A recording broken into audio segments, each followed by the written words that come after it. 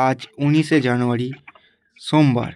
পশ্চিমবঙ্গের আবহাওয়া মূলত শুষ্ক, শীতল, কুয়াশাচ্ছন্ন থাকবে। তবে বেলা বাড়ার সাথে সাথে শীতের আমেজ কমে যাওয়ার সম্ভাবনা রয়েছে।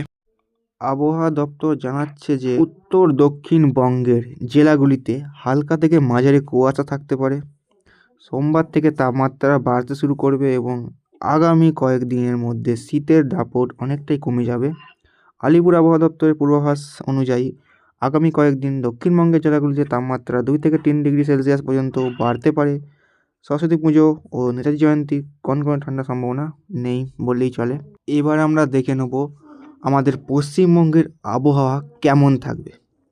আজকের আবহাওয়া খবর অনুযায়ী তাপমাত্রা বাড়তে শুরু করেছে এবং শীতের আমেজ কমতে শুরু করেছে। সোমবার 19শে জানুয়ারি থেকে তাপমাত্রা বাড়তে শুরু করেছে। উত্তর দক্ষিণবঙ্গে অনেক জেলায় হালকা মাঝারি কুয়াশা থাকার সম্ভাবনা রয়েছে। আগামী কয়েকদিনের মধ্যে শীতের দাপট অনেকটাই কমে যাবে। কলকাতা সহ দক্ষিণবঙ্গের সমস্ত জেলায় তাপমাত্রা বাড়বে। সরস্বতী পুজোর সময় আবহাওয়া কেমন থাকবে সে সম্পর্কে আপডেট পাওয়া যাবে। আজকের আবহাওয়া খবর অনুযায়ী কলকাতার শীতের আমেজ কমে আসছে এবং তাপমাত্রা বাড়তে শুরু করেছে। আগামী কয়েকদিনের মধ্যে তা আরও বাড়বে। কলকাতার তাপমাত্রা 14 থেকে 15 ডিগ্রি সেলসিয়াসের পৌঁছে যেতে পারে।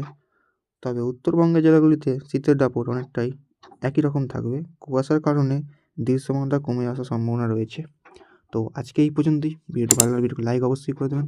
আর এরকমই খবরের ভিডিও পেতে আমাদের চ্যানেলটিকে সাবস্ক্রাইব করে পাশে থাকবেন। ধন্যবাদ।